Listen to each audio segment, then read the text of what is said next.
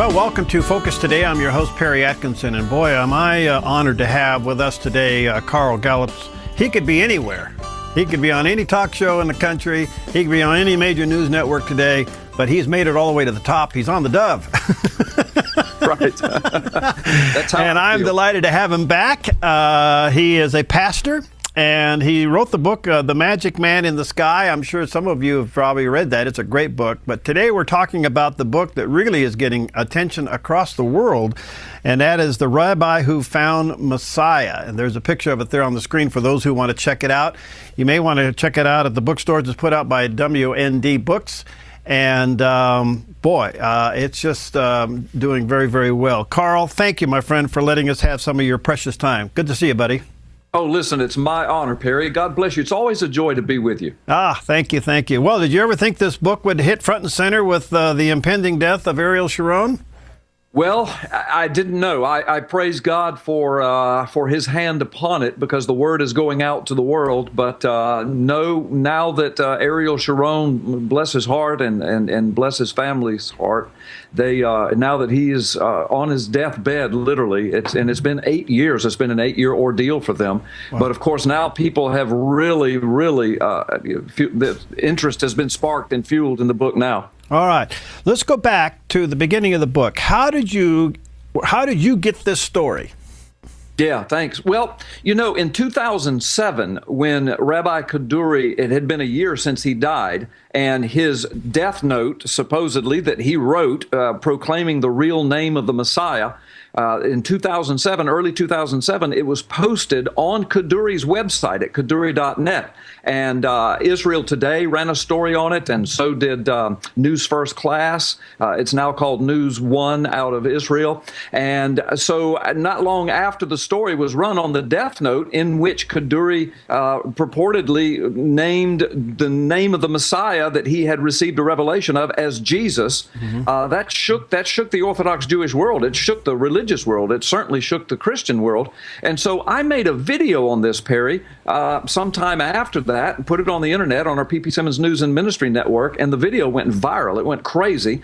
And here, at the beginning of 2013, my publishers contacted me and said, you know, this story is big, and nobody has written about it, and there's just so much to say about it, and we'd like for you to consider putting together a book, and if we like what you write, we'll produce a movie. So I wrote the book. They liked the book.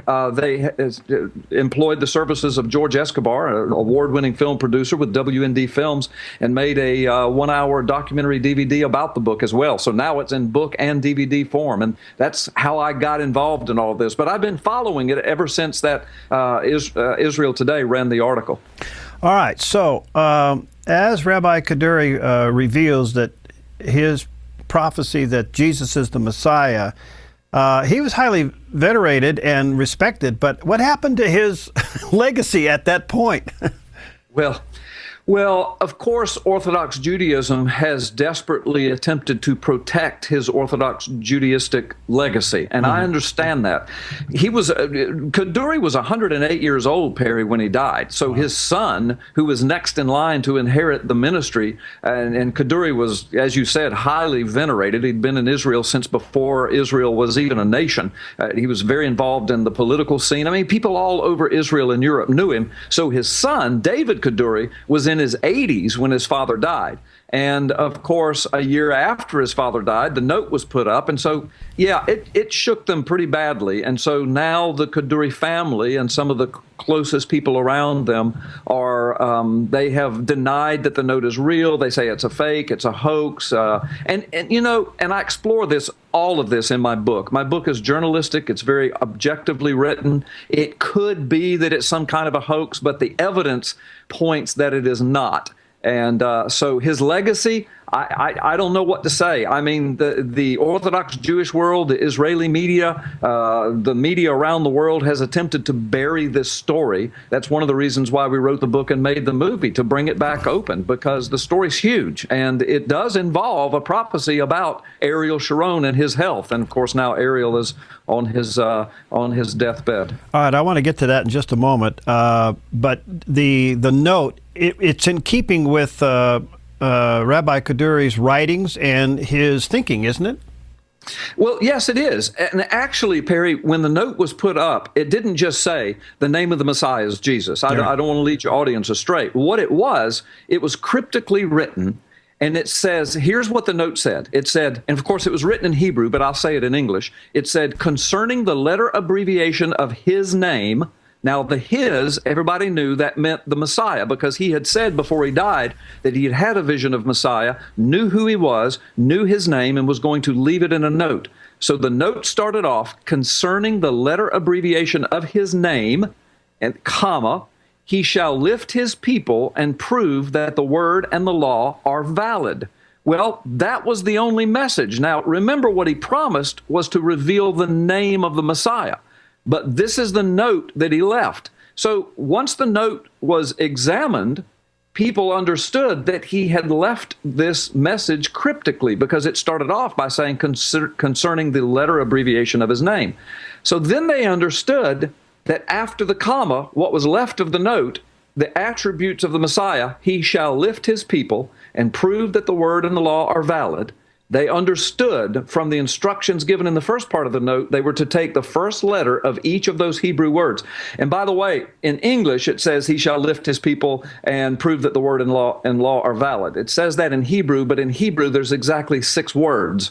And so those 6 Hebrew letters spelled out the Hebrew name Yehoshua, which is the long form of Yeshua, which most Christians know is the Hebrew form of the English Jesus. So the cryptic message was left that the real name of the real Messiah was Yeshua, or Jesus. How did he leave the note, Carl? Yeah. Now, you mean, well, the instructions were that it was to be sealed away, and we can only assume that it was sealed away with his ministry people. Okay. And then it was to be opened and revealed after 1 year after his death. And sure enough, 1 year after his death, it appeared on his website. So somebody within his organization who had access to his website posted the note. Wow. All right, let me just remind our viewers and listeners, the book is called The Rabbi Who Found Messiah. It is a WND book, and you may want to check it out with WorldNet Daily Books or at the bookstores and get a copy of it, or online. Okay, now, why does he write about Ariel Sharon? Why does he bring him up? Well, that's very interesting, Perry, and thank you for asking, because it's central. It's a central, integral part of this prophecy of the coming of the Messiah. For several years prior to him leaving the note, he had been revealing in his own rabbinical training school, and I have excerpts of testimony from some of his students, and in the movie we actually have him on film saying that he was teaching that Yeshua was the name of the Messiah. But when he just before he died in fall of 2005, he said 2 startling things. He said, I'm going to leave the name basically for the world to know. I'm going to leave the name in a note to be opened 1 year after I'm dead. And then he says, you'll know the name of the Messiah, but he said, it has also been revealed to me that Messiah will not come. He will not reveal himself until Ariel Sharon has died. Now, when he said that, Ariel Sharon, of course, the 11th Prime Minister of Israel, was still alive. This was in fall of 2005. But within a few months, just a couple of months, January 2006, not only did Ariel Sharon suffer a stroke and went into a coma, which would last for 8 years, but Kaduri himself, just a few weeks later, in the same month, January 2006, he died. Wow. All right. Now, we are on the verge of Ariel Sharon's death, and how do you interpret that prophecy as it links to his death? I mean, what do you see a timeline there? And I know that's a hard question to answer, but I mean, what do you see there? Yeah. No, well, I appreciate it. No, it's really not hard for me to answer because I've been asked it so much, but I appreciate you asking me. Well, there's several branches to understanding this. First of all, Kaduri, to my knowledge, with all of the research that I've done, he did not set a specific timeline. In other words, he didn't say, after Ariel Sharon dies, it'll be 24 hours later and Messiah will come. Or it'll be 2 years, or it'll be 20. He didn't say that. He just said that Messiah will not come until Ariel Sharon dies. Now, but you got to remember what's so startling about this is that when he spoke those words, he and Ariel Sharon were still alive. Ariel Sharon had no health problems that anyone knew of, and neither did Kaduri, although he was 108. But it was just within weeks that both of them, one was in a coma, the other died. But here's the thing that people are so interested in about this and its connection to Ariel Sharon, and that is, for several years prior to him making these fall of 2005 profound pronouncements, he had been teaching, and Israeli media had been covering this, that he has met the Messiah, he knows the Messiah, he knows when he's coming, and he kept saying that it's imminent, it's imminent, it's imminent, and he was calling upon Jews to return to Israel, to get ready to receive the Messiah. Messiah was on his way. And so there was this sense of urgency and imminency in his prophecies that Messiah was coming. And then, of course, then he said, well, now Messiah won't come until Ariel Sharon has passed. Now, of course, you know, the story is unfolded. He went into a coma, been in a coma 8 years. It looks like he's going to pass any day now. So some people, Perry, are speculating that with that sense of urgency that Kaduri probably meant that Messiah would come sometime very shortly after Sharon's death. Now, you know, I don't know. I'm not setting dates and times, and neither does my book, but I'm just answering your question. All right, let me take a quick break right here. We'll be back with Carl Gallups, and here's the book again. It's called The Rabbi Who Found the Messiah, or Found Messiah, and there's a picture of it on the screen for those watching on the TV, put out by WND Books, and you may want to check it out. We'll take a quick break, and we'll be back with Carl in just a moment. Hi, I'm Paulina, and I work at theDove TV. Did you know that when you support theDove TV, you have a profound impact, not only in our community, but around the world? It's your continued support that takes the inspiration and hope in the programs we produce and makes them available to the thousands of people who are watching these videos online every week. Help bring encouragement and hope to our valley and beyond by making a secure online donation today at our website, thedove.us.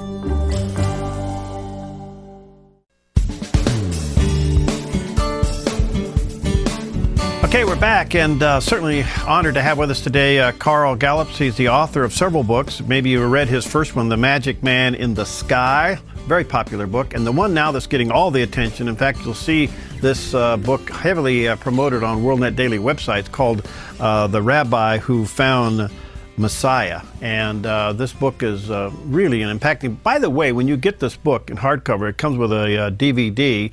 And it's available at WorldNet Daily Books, so check it out. It does have a DVD with it.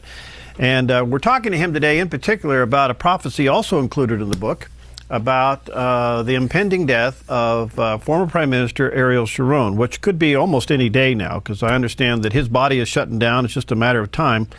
And he's been in a coma for about 8 years. Is that right, Carl?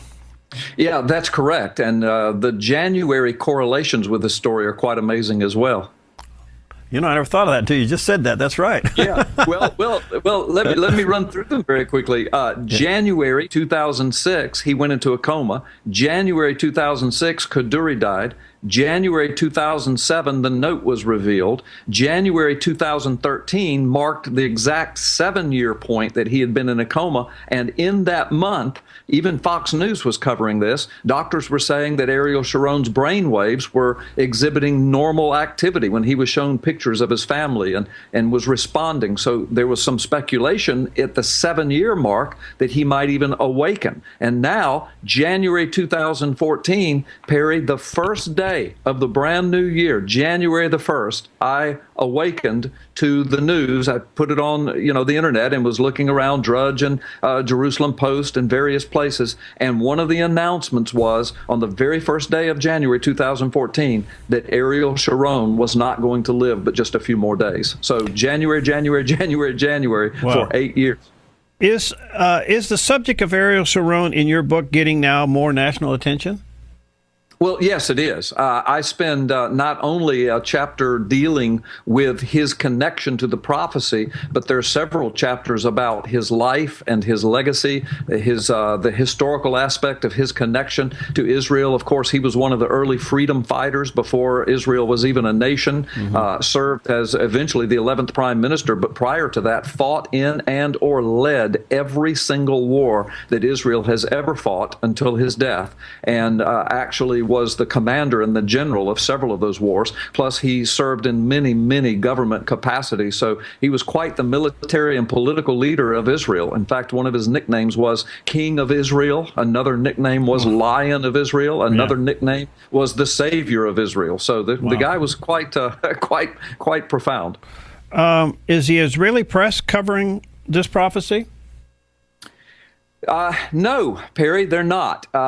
This is one of the reasons we wrote the book and made the movie, because, as I said earlier, the Israeli press, really the press around the world, kind of shut it down once it was revealed that Kaduri had named the Messiah as Jesus. I'm going to use the English word because, remember, of course, he said Yehoshua, Yeshua. But as when that was finally decrypted and decoded and understood, everybody just shut it down. It was so profound, Perry. That would be like if Billy Graham, when he passed, a year later, a note appears on his website saying that Billy Graham proclaims that the real Messiah was Muhammad. I mean, that would shake the Christian world to the core, right. And Billy Graham's ministry and legacy. Well, for this Orthodox rabbinical Jew to name the Messiah as Yehoshua, Yeshua, of course, that reminds us kind of the Apostle Paul, doesn't it? Because that's the same thing that happened to him. Right. But you saw what happened to the Apostle Paul's life. Boy, he was persecuted his entire life over his pronouncing and professing Jesus Christ as Messiah. All right, so we're on this threshold of imminent passing of Ariel Sharon. What is the current administration thinking of this potential impact of his death? Netanyahu's administration, are they paying any attention to Rabbi Kaduri's prophecy about Sharon? If they are, they're keeping it close and secret because they're certainly not going public with it. And you've got to remember, Perry, and I want your audience to remember this. Rabbi Kaduri, when he passed away, there were 300,000 people at his funeral. They had to close the streets of Jerusalem down for 2 days. This guy was insanely popular. Millions of people around the world, particularly in Israel and in Europe, followed him. So he was so popular and so powerful. So when this last prophecy of his was revealed, it so shook the Orthodox Jewish world that people like, Netanyahu and political leaders of Israel, they probably feel that they dare not speak of it. The Kaduri family has shut it down. They're denying it. There have been threats of lawsuits over the years, for anybody trying to mention this. So I doubt seriously if they're going to mention this. On the other hand, Netanyahu certainly gets the Christian support of America and the Christian messages. There's anybody that understands it. I mean, he's even spoken in large evangelical churches in our country. You would think he would get this. Well, yes, but again, you've got to remember. I mean, go back to the time of Jesus, Perry. Yeah. The Jews that were coming to Jesus Christ as Lord and Savior, that were pronouncing Yeshua as Lord and Messiah, they were under a heavy persecution. And so it's the same thing. In fact, my book covers this, and so does the movie. We have testimony from Orthodox Jews in Israel who have come to Yeshua as Christ, as Messiah, some from Kaduri school. And they give testimony on video and transcripted form in my book that there are many Jews in Israel who believe in Yeshua as Messiah, but they're afraid to say so publicly because of the persecution that it brings. Because Orthodox Judaism is strongly antithetical to the Christian message, and they're pretty heavy in persecuting those Jews that would dare to proclaim that Yeshua is Messiah. We're hearing similar stories, Carl. Maybe you have too, from Rosenberg and others who write that there has been really miraculous manifestations of Christ being the Messiah, even in the Islamic world. Yes. Go ahead, comment on that. Yeah, no, I'm sorry. I didn't mean to jump in there. I was just excited about what you were saying. Yeah. Yes, because, and in fact, I started to put a chapter or two in my book about that, but I wanted to kind of stay, Jewish and Christian centric. I do speak about the Islamic expectations of Messiah, et cetera. But you're right. And Perry, why, for people who are detractors of this story, I'm not jumping up and down and proclaiming that Kaduri was a prophet and everything he said was perfect and that this is exactly how it's going to happen. But here's what I'm saying. Because of what's happening in the Muslim world that is documented in books, as you said, and on the internet and in media sources, many Muslims are proclaiming that they're having visions of the revealed Messiah, and the revelation is that Messiah is Jesus. Also, my book deals with that same phenomena happening in the Orthodox Jewish world. Why couldn't it be that God would do such a thing? Well, of course he can do such a thing. Of course he has done such things with, again, the Apostle Paul, and there are many other examples, but Paul, of course, is the most prolific example. So yes, it's if we are truly living in the last days, and many believe we are, and I happen to be one of them, then this would be exactly something that God would do. And in the Jewish world, what a better person to pick than a modern day Apostle Paul, somebody who is revered and venerated and looked up to by the whole Jewish world, and God reveal these things to him so that Kaduri would reveal it not only in his school, but in a death note that would last long after he had left this earth. I mean, it is possible that God has done this thing.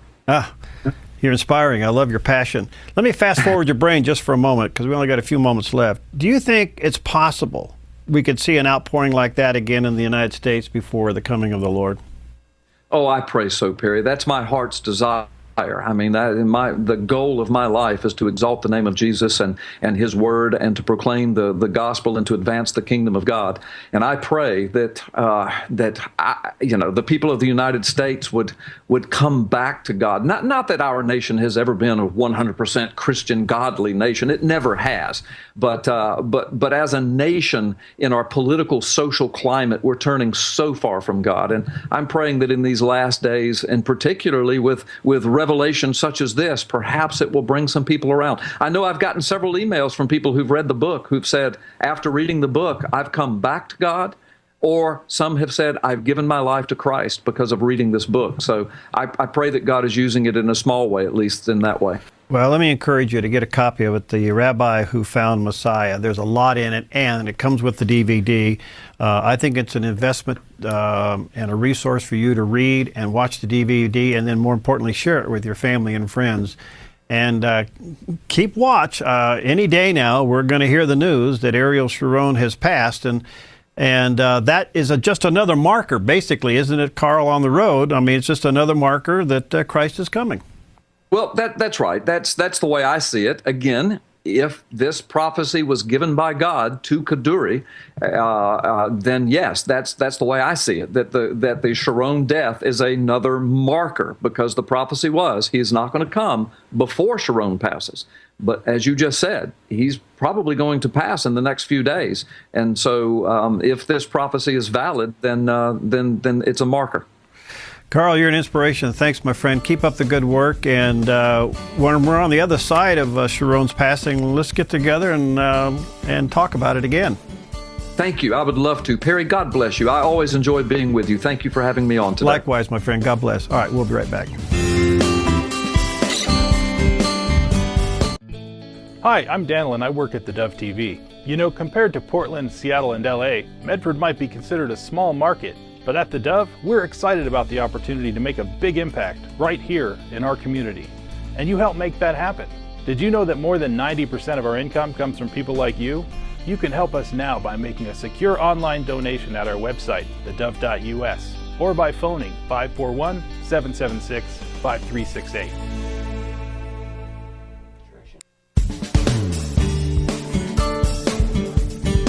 Well, welcome back. My guest this segment, as I was just reading a little bit of his background, I'm asked the question to myself, when does this guy sleep?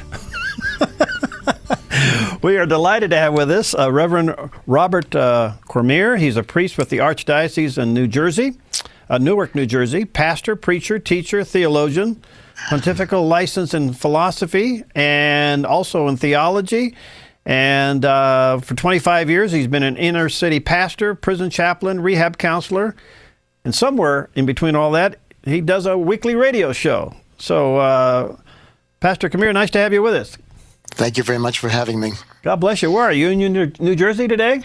Well, I'm in Jersey City, New Jersey, where it is cold, although not nearly as cold as probably you are in places in the Middle West.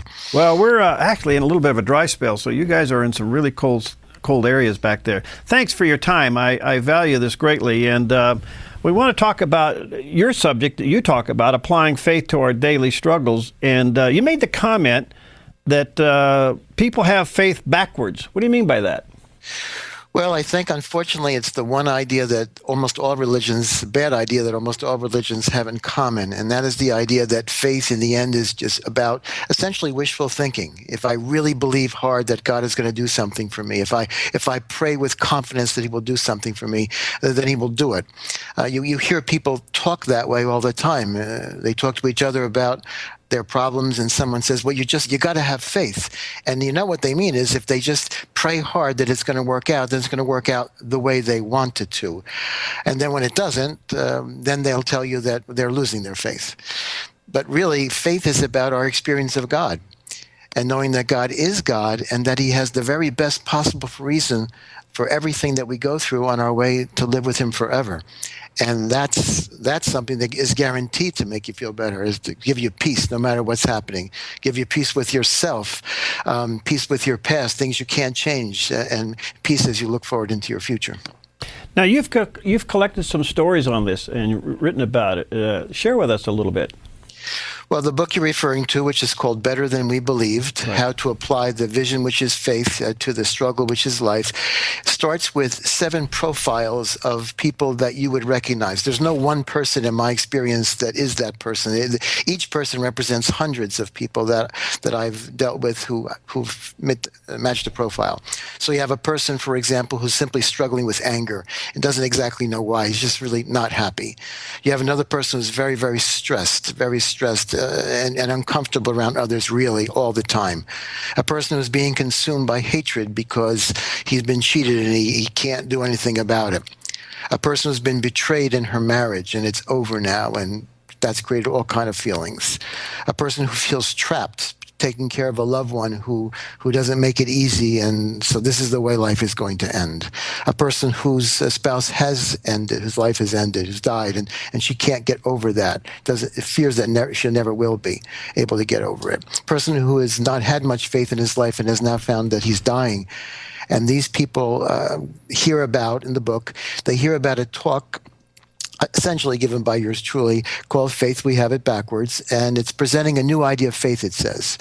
We're presuming nothing, not quoting any authorities, not saying you have to believe because somebody says so, but just starting with the idea that you don't necessarily know anything about anything. You have no presumptions. Trying to explain things to people so they can see it for themselves, and they like it. And it does seem to offer an awful lot of hope that they didn't think of before. And now they want to talk to this guy about their thing, and then he talks with them about their specific problem and shows them how that faith applies to it. And then things end up in their lives so much better than they believed was possible. And that's the idea. How do you plug God's grace and mercy into that? Well, God's love is absolutely behind all of it. The fact is, for example, when someone has been betrayed, what they need most of all is to love themselves for the right reason, which is that God loves them, him or her, for who he made that person to be so far. God's love and forgiveness is always at the base of a person's happiness and therefore their holiness. And so it's never not there. It's always there. Now, you say there's a scientific side to faith? Well, yes, the presenter is trying to present things to people who, without any presumptions at all. So he's presuming people have come with all kind of ideas about what's true or not true and so forth. And he's saying faith is scientific, meaning, well, what is science? Science is going by the evidence. And what is the evidence? How do we get the evidence? We get it from experience. And so what he's attempted to do is to talk to people and to point out to them how they can experience God within their own experience. Okay, I wonder if we lost our connection there. Okay. And beyond that, to explain to them that the way human knowing actually... Are you okay? Go ahead. Sorry. Still. Okay. No, that explain to them how to understand their own process of knowing so they can realize that their experience that everything comes from something greater is an experience that they can take seriously. It really is them seeing God. And even beyond that, to answer the question, if God is behind all things, why do we need to know him by such a nebulous manner, which is faith? Sometimes modern people don't believe because it seems that if there was a God, we shouldn't have to believe. We should just be able to know. And so we're learning that, well, in a sense, that is the way it is. It's just, and as we grow, we see God better and better behind the things that he's made. And so all of a sudden, they themselves feel real sure about their experience of God. And then from that, a concept of faith is derived for them, an explanation of life, which is remarkably clear and simple, and obviously changes how they look at everything that they've experienced in their lives, everything they have to do or can't do or have or don't have. And that's the new idea of faith. All right, the book is entitled Better Than We Believe, and you can check it out at the bookstores. Who's the publisher? The publisher is Crossroad Publishing. Okay. And you can also read about the book if you like from my own website. If you don't mind, I'll plug it. Sure. It's called thefaithkit.org. The Faith Kit as one single word, no spaces. And there you'll find out about not just this book, but you'll find an enormous amount of material, most of which is downloadable or viewable completely for free. It involves whole other books, many stories, short pieces on numerous religious topics.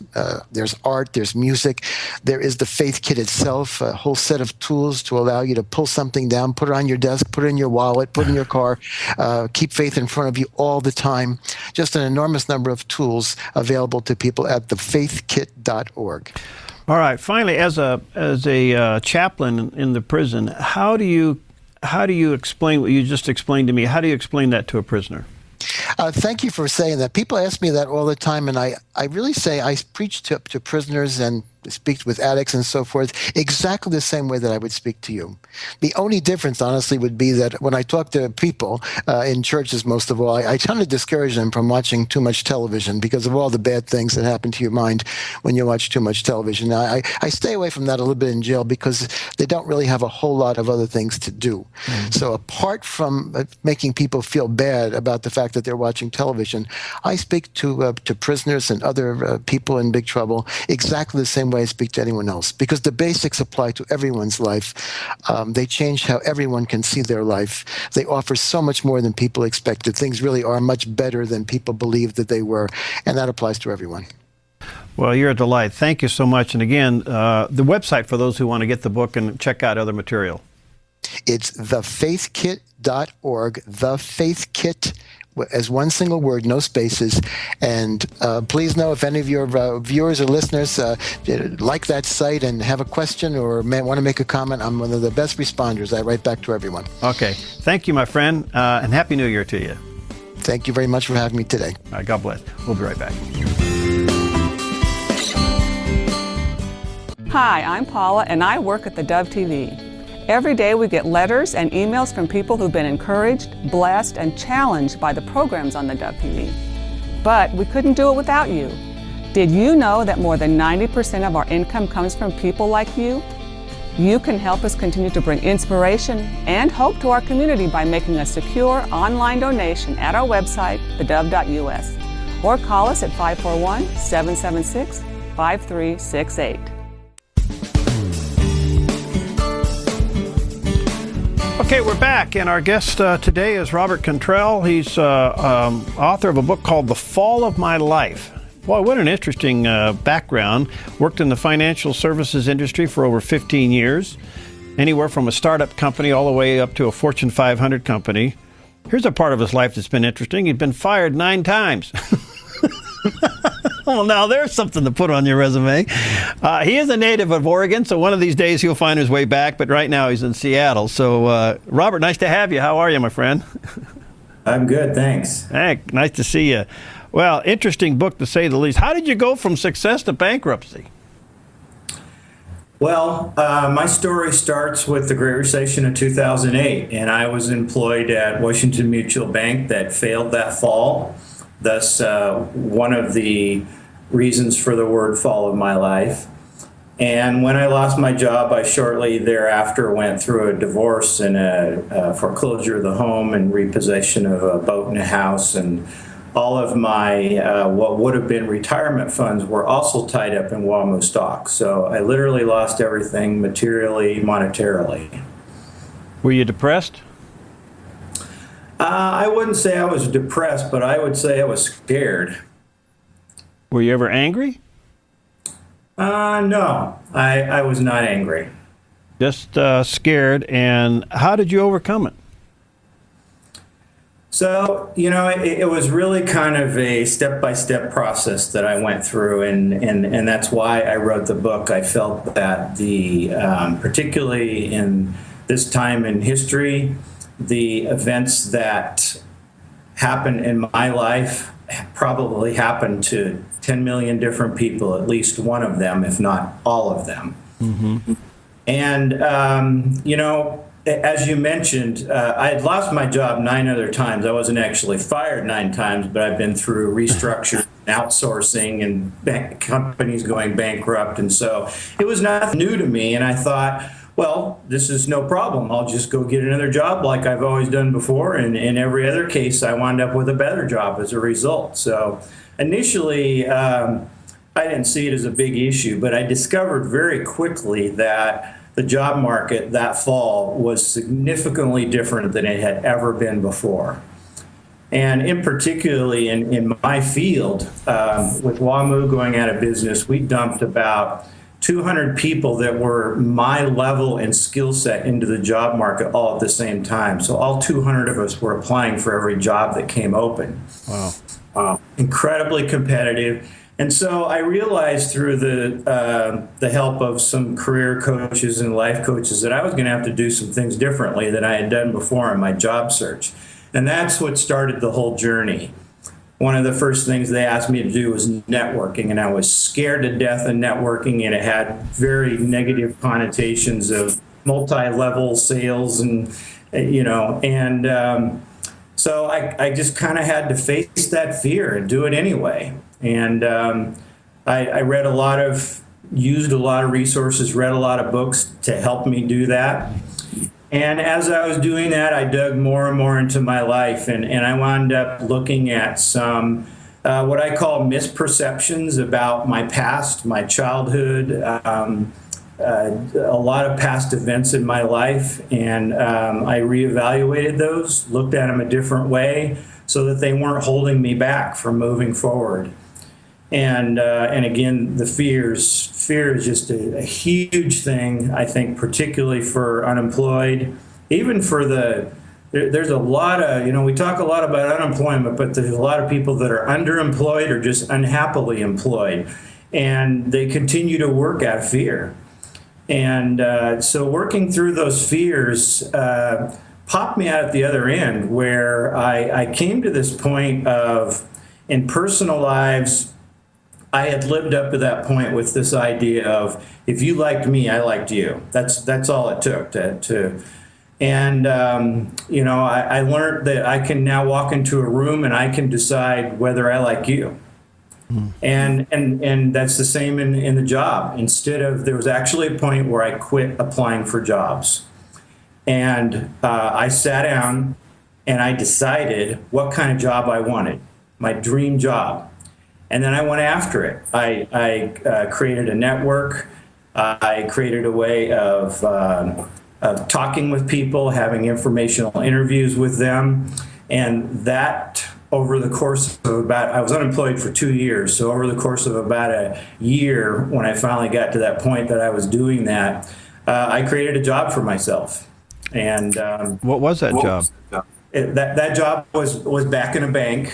And it was working the most important thing for me in this ideal job that I created in my mind was a culture and a boss that had the ideals that I had, the ethics, the morals that I had. And she had built a team that shared all of those. So it was a wonderful, very productive, powerful team that we all worked together in, and it was just a wonderful experience. What was the fear? Oh, well, fear, you know, when you think about facing networking, going to a room of literally at that point in time in Seattle, you could go to an event that had easily 300 people all looking for work. So, you know, your fears are, oh my God, are they going to like me? You know, am I going to look stupid? All those typical fears that we have in personal interactions. Wow. All right. So what would you say to somebody that is struggling? I mean, you know, I think you mentioned it earlier. We have the unemployed. We have those who have given up and even looking. And another term that you said there, the unhappy employed, excuse me. Yeah. The economy seems to be coming back. We don't know if it's a house of cards, but it does show some signs of improvement. What do you say to those who are caught in the middle of this? Yeah, and you know, I would add, I do believe it's a house of cards. I don't believe that we've recovered to the extent that a lot of people would lead us to be. So, you know, I think one of the most significant things that I came to understand, particularly as a believer, is that I am not what I make, where I work, what car I drive, you know, what material possessions I have. That is not who makes up Bob. What I am is a perfect child in the image of God. And if I can remember that, and if I can concentrate on that in all my daily interactions, whether it's with my wife or my children or my boss or a networking event or when I'm interviewing for a job, if I can remember that that's who I am, that's the core of who I am, then I'm not all tied up in all those other fears. Some would say that God abandoned you. You would maybe say, God, you found him. Well, actually, I would say neither. I never believed in this journey, you know, the typical why me, or where did God go, or where's the sin in my life that has caused this. I never bought into that. I've always believed very firmly in the verse in Jeremiah that, you know, God's plans for us are for good, not for bad.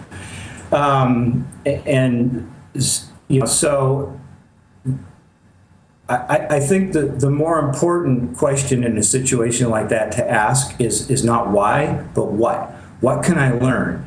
So, you know, it's my opinion that God did me a favor. That this was actually an experience that if I had not gone through, I'd still be stuck where I was. Mm-hmm. And, you know, now I have, not only do I have a better life, I have a story I can share with other people that are stuck where I was stuck.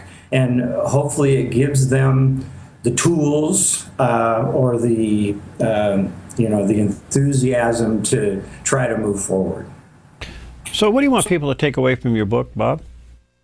Well, there's one primary thing I want people to take away is that, you know, I'm not an expert in really anything. I'm just a regular Joe who went through an experience, and I had a handful of close friends who walked through that experience with me, who encouraged me to write about it and share my story. And so the important message there is that we tend to look at stories like this and think, wow, that's really an extraordinary guy, you know, and I just don't believe there are extraordinary people, and I don't believe I'm one of them. I think there are people who do extraordinary things in extraordinary circumstances. And basically the message is, if I did it, you can do it. And so don't be afraid of it. Did you say earlier that in the midst of all of this, you went through a divorce? I did. How'd you handle that?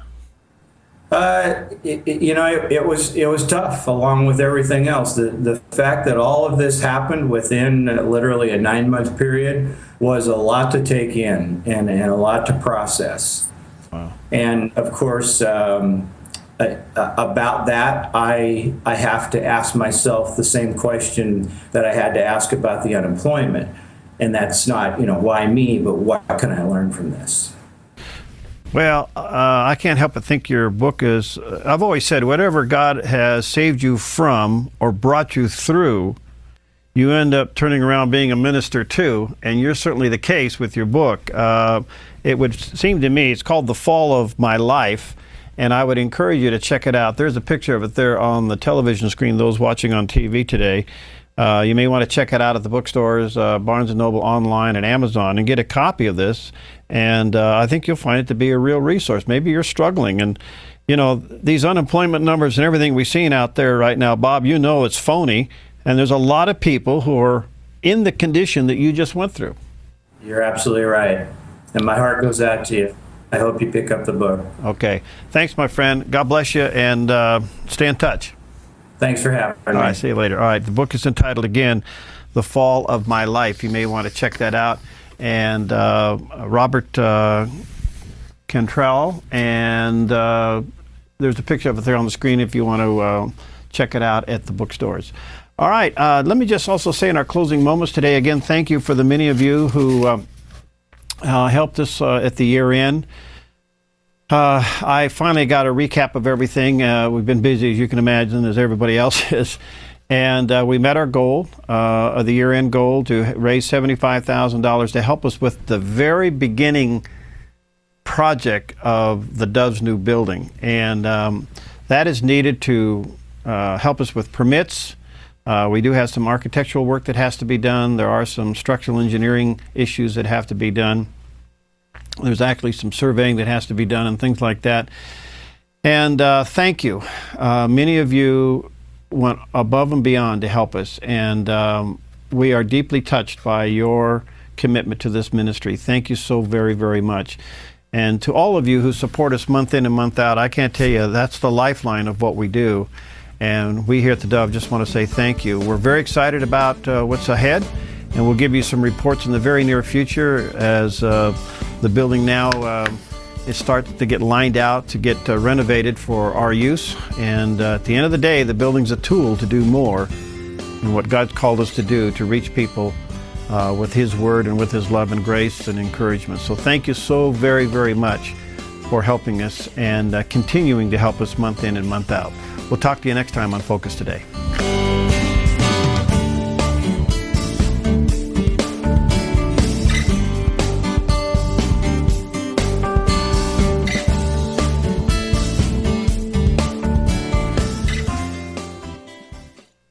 Hi, I'm Jim, and I work at the Dove TV.